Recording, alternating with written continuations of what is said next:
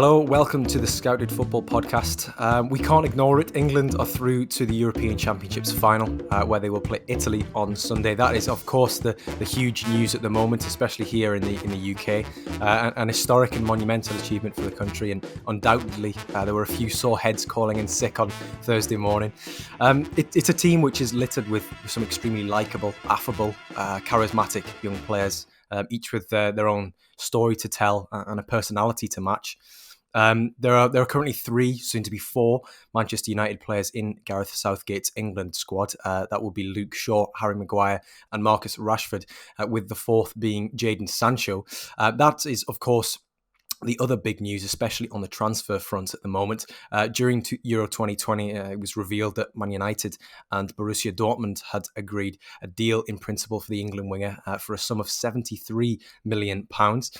He'll join up with his new team, or is at least expected to do so after Sunday's final and that subsequent break that he'll get. But it's exciting times, I think, especially from the English football front, and from the transfers front, from a Premier League perspective. One of the world's most hotly anticipated moves. One of the most revered young players in world football. Joining a new league, joining a new team. With me to discuss Sancho and the changing landscape at Old Trafford is Kees van Hemmen, who is particularly well-versed in all things Manchester United. Kees has written some fantastic pieces for Scouted Football, both website and in print. He's a fantastic analyst, provides insightful commentary on the timeline, and just so happens to be a dab hand with the data as well. Welcome to the podcast, mate. How are things? Oh, they're great. They're great. Thanks for having me on, Joe. No problem. I think it's probably overdue that we get you on. You've written pieces such as the one you did for Amad Diallo when he signed for Manchester United, and that was an incredibly in-depth piece and very, very educational, very informative, whilst also being engaging.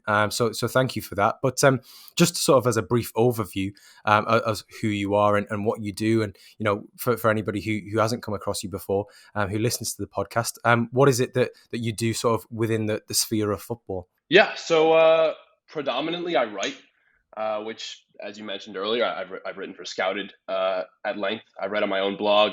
I take on basically anything I think is interesting, whether it's players or tactical concepts or little things I catch in the data, because as you mentioned, I'm a data scientist.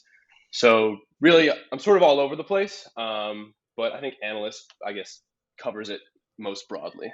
Yeah, I mean that's kind of what the way that we've sort of perceived it, and it's shown in your work that obviously you've got a very analytical eye for these things, and obviously being savvy with the data side of things, being a data scientist, that's obviously going to be a helping hand. But sort of getting into, obviously the big news is Euro 2020. I just wanted to sort of gauge your thoughts on the tournament. You've obviously been supporting the Netherlands throughout. What's been your overall reading of the tournament? I think overall it was everything it was chalked up to be. Obviously, for me, it was a bit disappointing, but the fun in it is that it can go very poorly and very well. And obviously, for England, it's gone very well. And there's been some great drama. I thought especially the quarterfinals had some incredible matches. So yeah, I've been pretty satisfied with it as international tournaments go. It's been very exciting. And of course, you're a Manchester United supporter. Obviously, always an interesting club to follow. There's never short of headlines at Old Trafford. How was it that you got into supporting the club and then essentially sort of analysing what goes on at the club, whether that's in the transfer market, but obviously on the pitch from a tactical point of view as well? Where was the motivation for all of that? Tough to say. Tough to say. Especially, I'm not really sure exactly when I became a supporter. Sort of before I can remember. As soon as I started interacting with football, it just happened, which I think is the case for most people who wind up following the Premier League outside of England. Is it just sort of happens and you latch onto something. But in terms of how I wound up analyzing it and writing about it, I don't know. I think as Solskjær's time in charge began, there were a lot of interesting questions that I personally didn't feel like were getting answered in their entirety, or at least in a way that satisfied me. And so I started trying to answer them.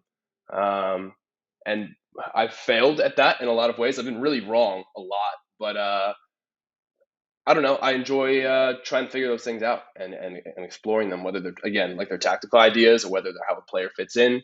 I think it's really interesting. So, yeah. Yeah, certainly. I think that's something that we share as well. Just the quest for answers, the quest for looking behind the curtain and trying to see why certain things happen in a certain way. I think that's something which intrigues. I mean, certainly for me, it intrigues me, especially around football. It's not just those 90 minutes on the pitch. It's everything that goes on behind the scenes and the decisions that get made that are often more and equally interesting. But I think it's prudent to get onto the big story, and that is Jadon Sancho, of course, who we expect to sign for Manchester United at the conclusion of Euro 2020. 73 million is obviously the headline fee that has been touted. And I hark back to last summer, the summer of 2020, when there was the suggestion that Manchester United were willing to make a £108 million bid, and then they weren't willing, and then it kind of was a bit of to and fro and like a transfer saga that we know so well. But I mean, holding off on a year to save £30 million, for a player who's still very, very much in the infancy of his career, I think. I mean, I don't know your stance on the upper level hierarchy at Manchester United, but is that not something to be commended at least? Yeah, I think it is. I think uh, as much of it, it's in some ways it's a black box what goes on in Manchester United's front office. But I do think in this instance we can objectively say they made the right choice waiting, because like you said, the price that was thrown around was $35 million pounds more than what they ultimately bought him for, which I think is a great price. I think 73 million is a great price for the player that he is, and relative to the numbers you've seen thrown at players like Ousmane Dembele in past years, who are similar caliber, if not even perhaps lower caliber, given the production that Sancho's provided in Germany. Yeah, I think it's it's important that we get to that production very early on in this episode, because I speak for some viewers of football in the UK, and the Bundesliga, while it's accessible sort of on certain broadcasters, it's certainly not as accessible as the Premier League and the Champions League and whatnot. So looking at Jadon Sancho, there's still an element of intrigue. There's still an element of what is this player about, and from my perspective, he's been. I mean, anybody who has watched him at length over the past 2-3 years at Dortmund is, will have seen that he's just an extremely, extremely talented player, extremely productive, as you mentioned. And I mean, I think it was the 2019-20 season when I think it was in 31 Bundesliga appearances, he registered, I think it was 31 goal involvements. And this season, I think it was around 20 goal involvements. It beggars belief that a player so young and so far from where he grew up in his comfort zone, that has been able to do this. But I think it speaks to the immense talent that Jadon Sancho has. In terms of what he's bringing to Manchester United, which is a very broad and very perhaps even a reductive question, what would you say the standout, the headline attributes that Jadon Sancho is going to bring to this Manchester United team are going to be? I think primarily he's immediately the best creative passer in this team, and maybe that's a little controversial to say, given how talented Bruno and Paul Pogba are. But I think he's far tighter than Bruno is, and probably has more experience in tight spaces in the final third, providing the same kind of creative passing that Pogba does. And so obviously the Bundesliga is a different environment. It's a more open game, but I think the first thing that's going to stand out in August when matches resume is that he is the most creative player on the pitch. He's probably going to be one of the most creative players in the Premier League, passing wise. So I'd say that's the standout.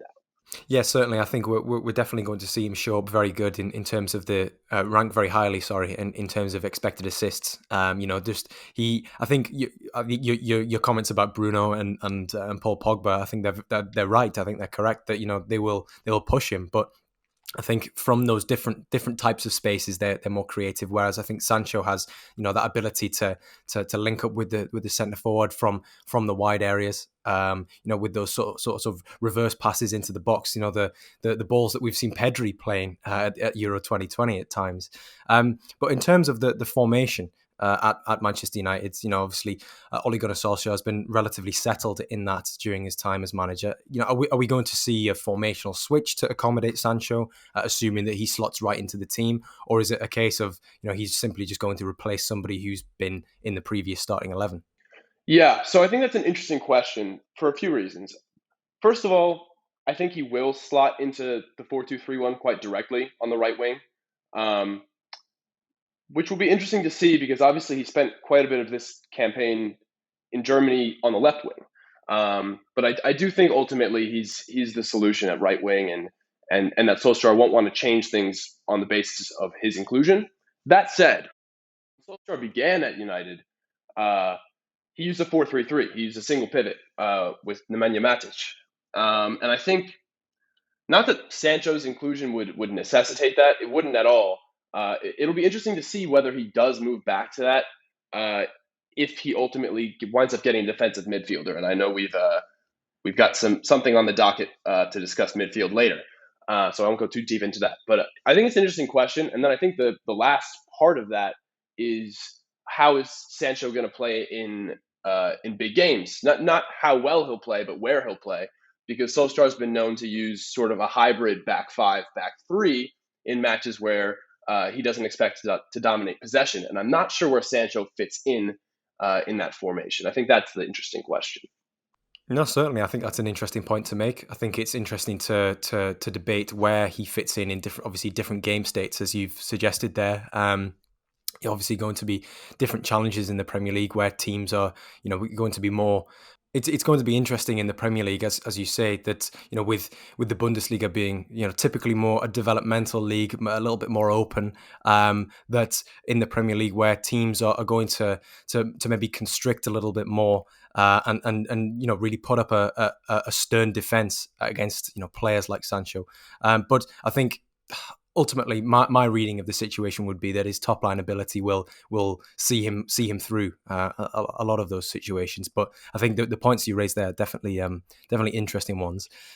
We've discussed obviously what he brings to the table and how he'll fit in. But is there anything that you feel that Sancho lacks? In terms of whether that's his skill set or whether there'll be something that Manchester United, as a result, will lack as a byproduct of blooding Sancho into this team. Yeah, I think anytime you're looking for a weakness with a player like Sancho, you're nitpicking to some extent. You're really looking for something specific. But I think overall, my main concern for him is that I'm not sure he's an absolutely top end athlete at his position. And I wonder how that limits his ceiling long term. Because obviously he's already a brilliant player. And it really doesn't matter that he get that much better. He can be exactly as good as he is right now and be one of United's most important players. But I do wonder ultimately how what I perceive as a lack of that top end burst will change his game, especially as a ball carrier in the Premier League. Yeah, absolutely. I know where you're coming from, and I think the temptation sometimes is to predict that a tricky winger per se coming over to the Premier League who perhaps has not been seen by the masses in the same volume that other players have. Is going to just be fast. He's going to be excellent at beating players and whatnot. But I think while he's definitely quick thinking as a player. But is he? Oh, absolutely. I mean, is he perhaps going to be sort of the player that is going to be leading the charge in a counter attack or a break? Because we know Manchester United have been good at that in recent seasons, and that's largely been to the chess pieces that Solskjaer has had at his disposal in attack. Is he somebody who's going to contribute to that? And is that something which he has contributed to at Dortmund? Yeah, I think it is something that he'll contribute to. I think it's a question of he really doesn't dribble to dribble. He dribbles to pass. He doesn't. It's pretty rare that you'll see him, and I'm sure you know this to just as well as I do. It's pretty rare that you see him beat a man and take a shot immediately after. He's typically somebody who'll beat a man early in a move and then run an exposed defensive line and play somebody in. While I do think he's perfectly capable on the ball, more than capable, he's a brilliant technician. I just wonder ultimately how his game will change to adapt to what is perhaps a more physically demanding league for wingers. Yeah, I think that's true. I think it is a more physically demanding league, and what you say about the fact that he'll perhaps beat a man early in a move, I think that's quite important, because we have seen on both flanks at Dortmund where Sancho will of course beat his fullback quite early on, and then he'll sort of maybe drive inside and then play those sort of reverse passes or those threaded through balls to the likes of Erling Haaland or Marco Reus, those types of players. I think that is something which perhaps is a little wrinkle to his game, not in a negative way, but it's something which that perhaps the average observer might not notice, and it's quite important to his entire style. Final question on Sancho. I think it's probably the most reductive of the lot, but do you see him perhaps being is he going to be a right hand man to anybody, or is he essentially going to be a protagonist? Because I think we've seen over the past 18 months or so since Bruno Fernandes was signed, that he's essentially been the protagonist of Manchester United. Is there potential for a little bit of conflict there, or is this a player who's going to just really muck in and do his and take this team to the next level essentially? Yeah, I don't anticipate conflict. That said, I do think he is the best forward in this side, and so whether that generates conflict, tough to say. He seems to be great friends with Marcus Rashford, which is as good a sign as you could hope for. And I do think ultimately what we're going to find is that he's a more effective player than Bruno is, and I mean that as no slight. I just hold Sancho in the highest regard. So that it's an interesting question. I don't anticipate conflict. But I do ultimately think he will be the main man, and so maybe there's a conflict in my expectations there. Yeah, I think conflict was perhaps the wrong word from me. I think he's very much a team player. We've seen that at Dortmund. I mean, his assist tally kind of shows that, doesn't it? But Yeah. I think you're right in the sense that he's perhaps the player with the best the best creative passer, as you said at the beginning. But also the fact that he's going to perhaps take Manchester United to a level where they're maybe challenging Manchester City and Liverpool if they recover a little bit more than perhaps they did last season. Moving on then onto sort of the next player on our list and the next player on Manchester United's flanks, and it is a position which is stacked at Old Trafford.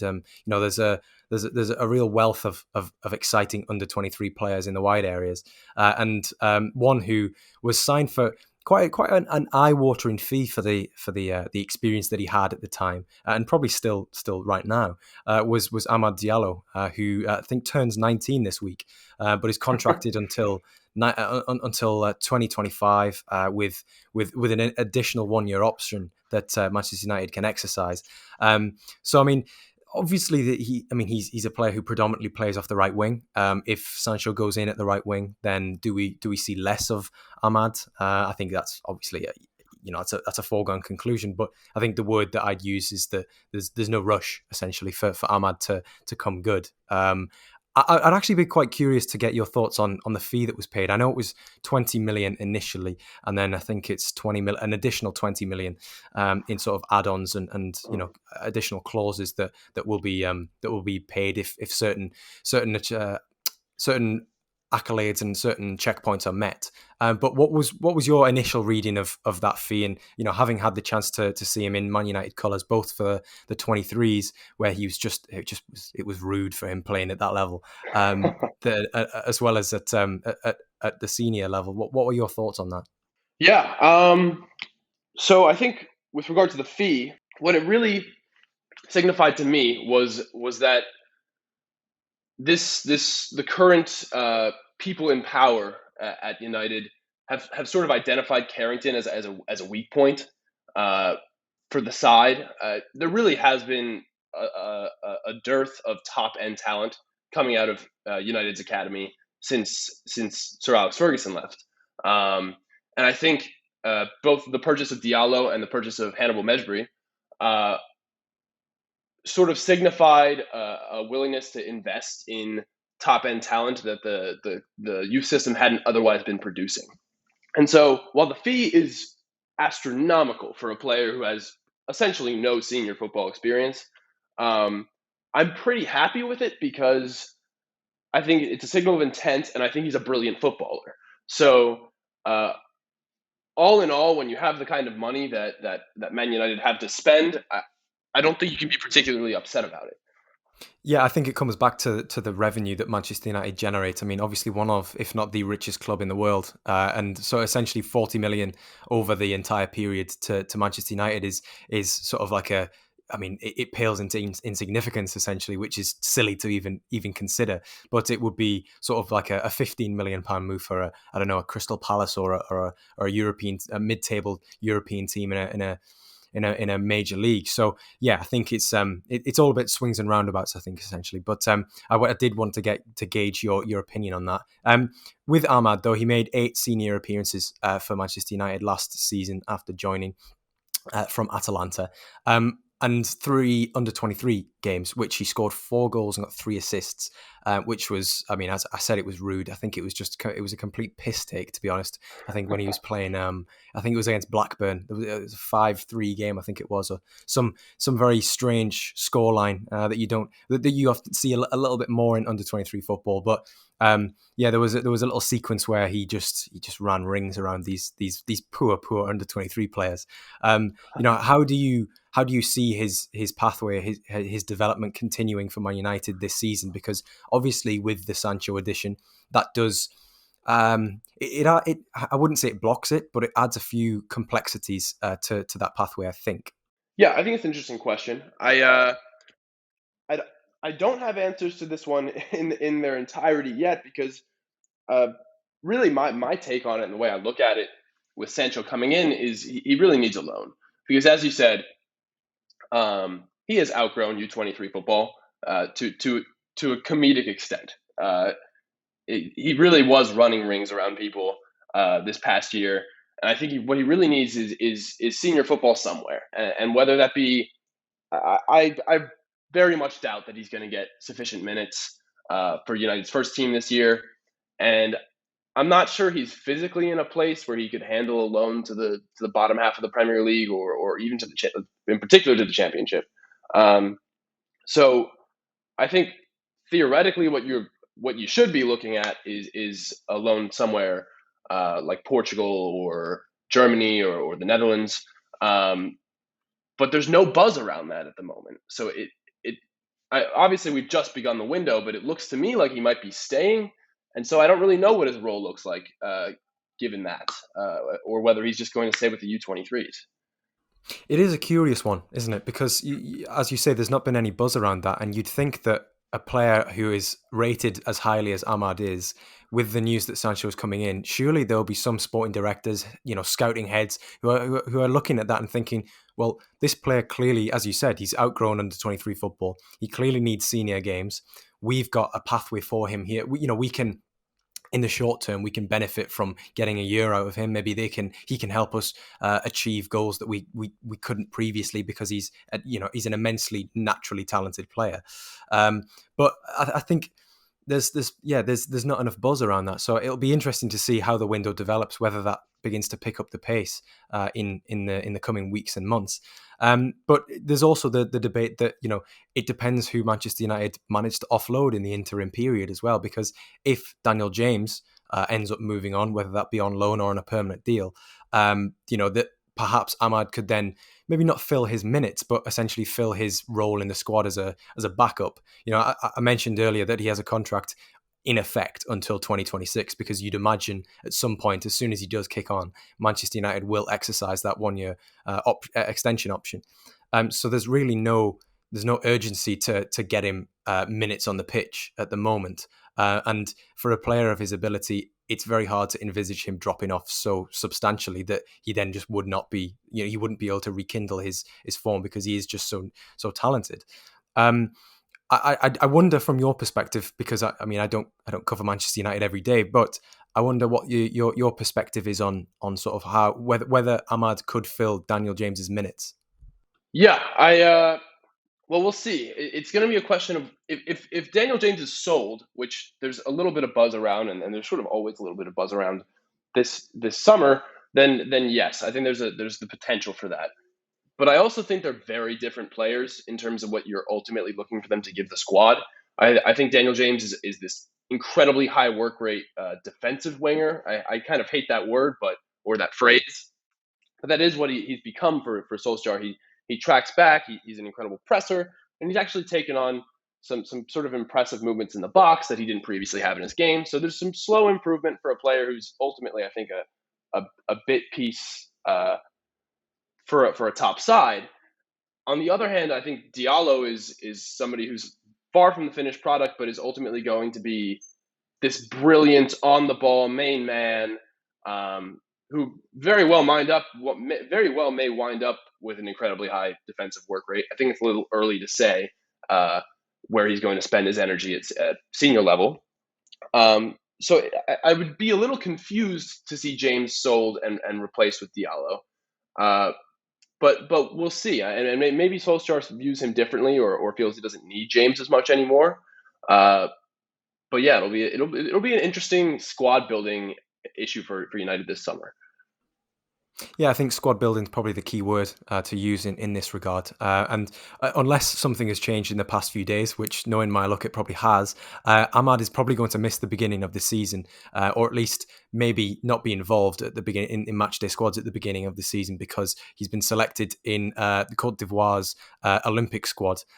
So there is the potential that he will be playing at the Olympics this summer, which is just another opportunity for him to ball out in front of the masses, albeit not in person, but certainly on TV. Next, then, and obviously we've discussed a few wide players already, in Jadon Sancho, who's expected to arrive, and Amad Diallo, but there's Mason Greenwood as well, and after the season, which was his breakout year in 2019-20, I wouldn't say that the noise kind of tailed off, because I don't necessarily think that's a fair assessment of Greenwood. I think he simply hit the expectation of what was expected of him in 2020-21. But going into what will be essentially his third senior season at Manchester United, where do you see him? Where do you see him picking up minutes this year? My hope is that he winds up taking on almost exclusively center forward minutes, and that sort of shows my hand with what I think is your next question, which is what's his best position, and I think it's center forward. I think ultimately he doesn't have the skill set to play wide. He's picked up some new tricks, and I think it's probably been a good growth opportunity for him playing on the right wing. He's become a much better crosser. His ball striking technique is clearly translated to that, which is great. But I don't think he's natural there. He's still not a particularly creative player, and it also pulls him away from where he can get off good shots, which is again an important issue for him. Yeah. You read me like a bookcase. It definitely was me going to ask, where do you see his positional future? But I mean, I lean towards that as well. I think his ball striking in particular, as you mentioned, is probably his standout attribute. He's just, I think I've referred to it as his shift and shoot maneuver in my notes here. That it just catches defenders out, and I don't think that's anything you can. I mean, unless you are the best of the best, I think it's very difficult for you to legislate for when you're a defender, because he's very, very good in those tight spaces. When he has been coming off the right. And I think that spoke to why he. I mean, please correct me. You're the data analyst, the data scientist. But I think that was perhaps, from my reading of the situation, why he was perhaps scoring some low XG chances, is because there were lots of bodies in the way, and it was a position where he perhaps was catching out the goalkeeper, catching out the defenders who were potentially going to block those shots. But also combined with his good ball striking technique, he was maybe overperforming what the metrics were saying. Yeah. I mean, talking about why players exceed or underperform their expected goals is always a an interesting issue with data in football. But I think with Greenwood, you're right. The sort of shift and shoot technique certainly plays into his ability to outperform his expected goals. The two-footedness helps too. But I think ultimately, and we found this past year, he was getting a little lucky. There was some luck involved as well. And I think that sort of feeds into my take on why he should be a center forward. My concern is that, well, he certainly is one of the world's premier crowded out shooters. But I think ultimately, if he wants to score 20 goals in a season, 15 goals in a season, he's going to have to start taking better shots. As dramatic and impactful as those contested, multiple defenders all around him, goal scoring opportunities are, the great center forward score tap-ins, and I think that's the next big change in his game, because you're absolutely right. He has the shot creating abilities for himself that I think far more senior footballers would dream of. So he sort of has to work backwards and get back to the things that are easy, and then he can leverage the things that are hard that he's already figured out. The goal scoring fundamentals, the typical number 9 trick of just being in the right place at the right time. As you know, as simple as it sounds, I think it's one of those things that if it doesn't come naturally and you haven't been given the minutes in the positions where you're going to develop that attacking nous, then it is going to be something which is going to be difficult to add to his game. But I think everything that we've seen from Greenwood suggests that he is a very high potential player, and again another option on that. In that attack for Manchester United that, you know, again can play in multiple positions, despite the fact that we both agree his future should be at centre forward. But yeah, I think he's a very much a high potential player and I think a lot of people, pretty much everybody who's listening to this podcast would agree with us there. Now on to sort of some more hypotheticals, I think, and obviously there's been some links to players in the transfer market. You know, it wouldn't be a Scouted Football podcast during the transfer window if we didn't discuss some potential moves. But there was one which was of particular interest to us, considering that he was on the cover of Volume 10 of the Scouted Football Handbook, and that was Kamaldeen Sulemana, who is at FC Nordsjælland in Denmark. And there's been a lot of speculation about him potentially joining AFC Ajax in the Netherlands, of course. But also there's been speculation that Manchester United may hijack that move. I think it's an intriguing one. It's certainly curious, considering that Ajax has been, you know, the club which is perhaps got the clearest development pathway in youth football for God knows how long, and to jeopardise that by going to a club like Manchester United, where the expectation is inflated, the competition for places is inflated. It would be an interesting move, to say the least. It would be a bold one. But what are your thoughts on that that stealing Sulemana away from Ajax? Well, first of all, stealing him away from Nordsjælland, which is the business model. What are your thoughts on that as a potential little wrinkle of the transfer window? Yeah. So again, I think this is it's always intriguing to approach these things from both sides. Like, I think, like you mentioned, I think from Sulemana's perspective, I would not choose Manchester United in this particular situation at this juncture in his career. I think the jump from Denmark to England could be dramatic. I also think he's just not in line to play minutes, even though where he's at in his career, he's a senior side player. He's playing senior minutes in Denmark, and he would be playing senior minutes starring for Ajax in Amsterdam. So I think ultimately the choice that I want him to make, which would be going to United, because he's an electric player. He really is lightning in a bottle. He's brilliant to watch. That feature by Alex in the last Scouted Football edition was brilliant. So despite all of my personal preferences, how much I would love to see him at United, I think it's probably the wrong career move. Yeah, I think I'd be inclined to agree with you there. That was kind of, I was leading you with that question. I was getting to a point where I was kind of going, come on, agree with me here. But it was, yeah, I think so too. I think it would be coming from a club like Nordsjælland, who pledge a lot of focus on development of young players. I think it would be quite a switch to choose Manchester United over a club like Ajax. I mean, even going to Ajax would be a big step up. But yeah, I think the pathway is a bright one for Sulemana. But I think as a neutral observer, I'd definitely prefer it if he didn't make that leap right away, and perhaps went to as we were saying earlier, not a top 5 European league, but an Eredivisie, for example, or a league of similar stature, but to one of the big boys there, because you look at the options in wide areas, Sancho, Greenwood, Rashford, Amad. We're forgetting Facundo Pellistri as well. Obviously, Dan James.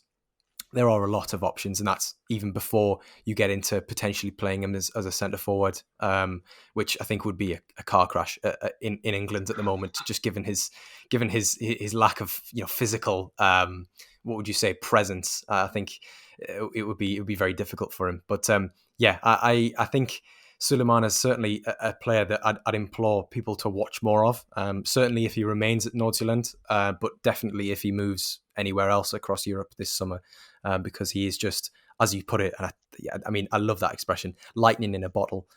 He really is just a really exciting player. I mean, I think we've shared on the account a few times actually that the Danish commentators, when Sulemana does something which is particularly outrageous, they just start giggling, they just start laughing, chuckling in the middle of commentary, because it's like, can you believe it? This guy's done it again. And at his age, it's very exciting to see that. Obviously, Nordsjælland, being the club that they are, have produced the Right to Dream Academy, and as a result, Nordsjælland have produced a player of such incredible ability, who is attracting interest from Manchester United. I think that's something we've just glossed over there. So yeah, he's certainly one with a very bright future. I do think an interesting bit about the interest in Sulemana is that not only is Sulemana a winger, but he has experience, like you mentioned, at center forward. Not only that, Greenwood also has experience both at right wing and center forward now. And Amad Diallo, has experience across the front line. Solskjær actually played him at center forward at one point later on in the season. And so I think that's an interesting a potentially interesting window into the way Solskjær is building this side long term. I think there's a lot of discussion in United fan circles that he wants this fluid, interchanging front three. He doesn't want set positions, and I think maybe I've been a skeptic towards that idea, but I think maybe this is a sort of him tipping his hand, and maybe this interest is indicative of the fact that he's looking for a third forward who he sees fitting into that very long-term vision of his front three.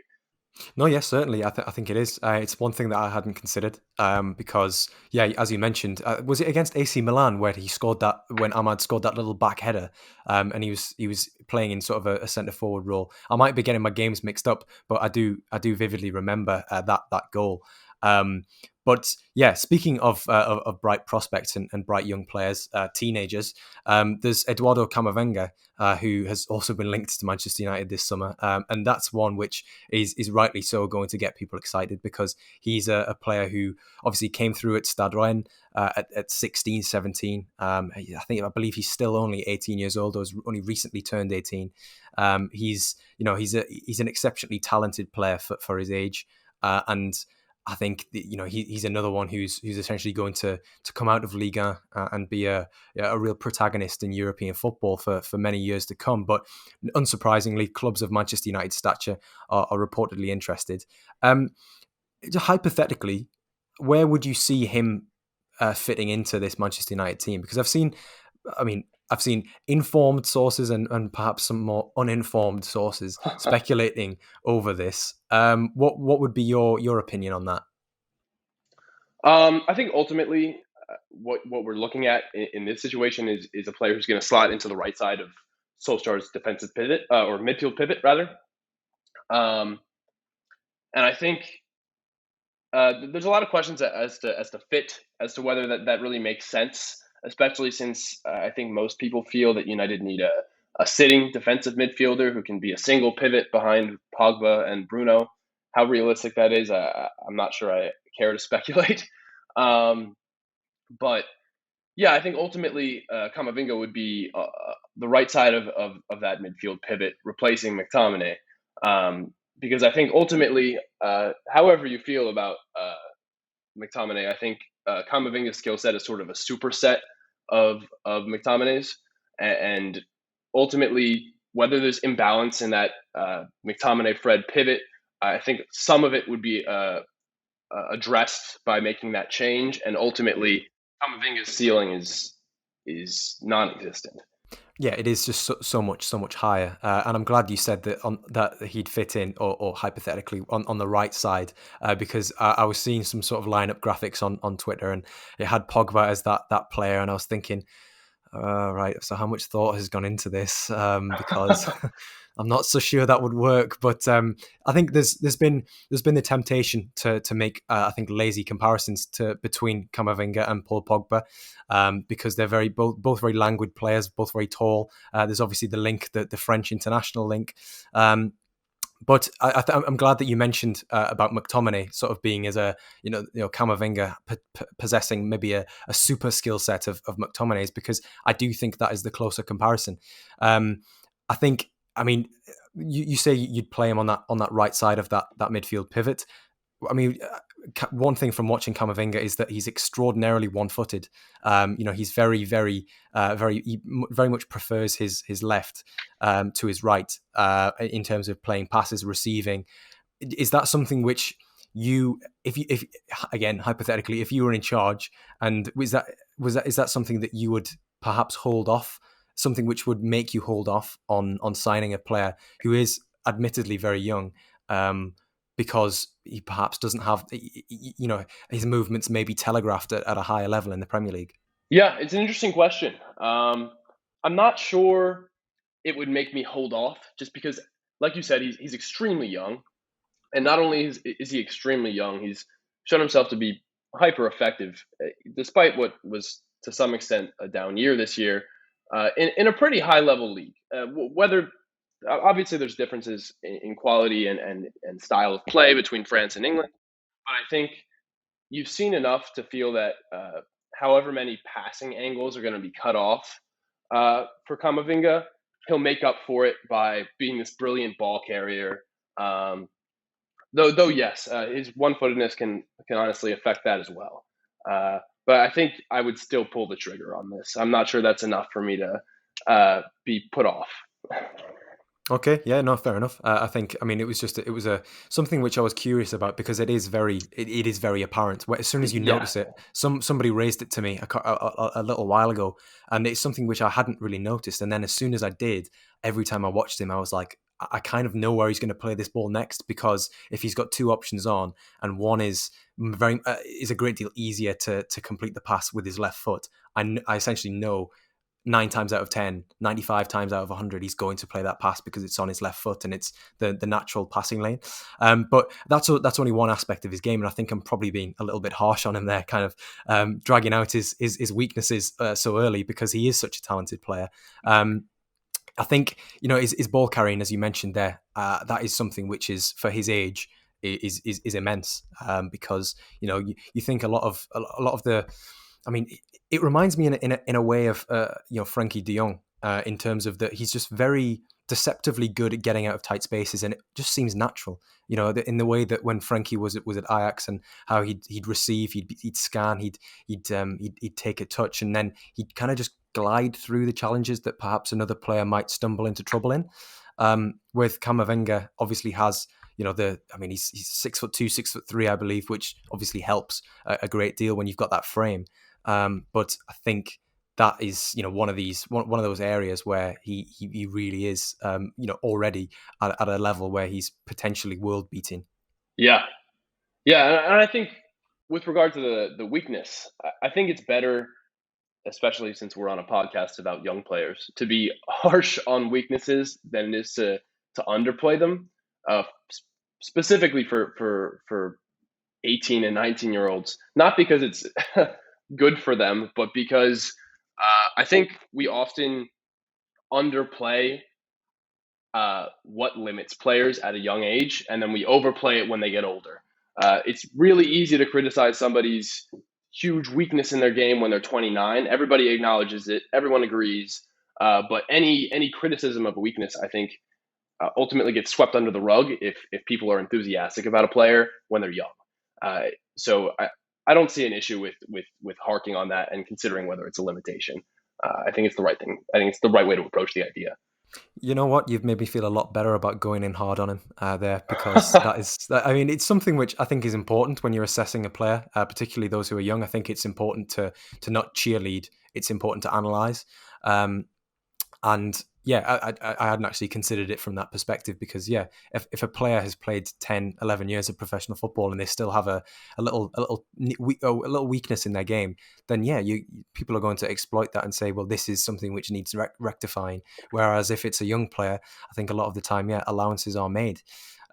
That just about finishes things on this week's episode of the Scouted Football Podcast. I know everybody probably still has Euros fever at the moment, but yeah, I think it's important that we still discuss some of the transfers and some of the permutations that those moves will make on the big Premier League clubs ahead of the 2021-22 season. Obviously, Jadon Sancho being one of those, he's obviously expected to make that move to Manchester United in due course.